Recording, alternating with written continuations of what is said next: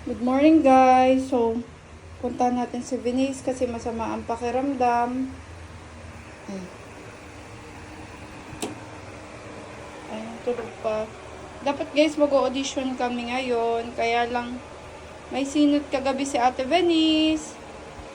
Sayang hindi siya makaka-audition ngayon kasi masama ang pakiramdam. Tapos kung hindi pa siya makaka-audition, talagang hindi para sa kanya. Kasi hanggang bukas lang yung audition. Ayan, sabi niya gustong-gusto niya mag-audition kasi nandoon yung mga kasama niya sa W Copa. Tapos yung ibang mga kasingers niya.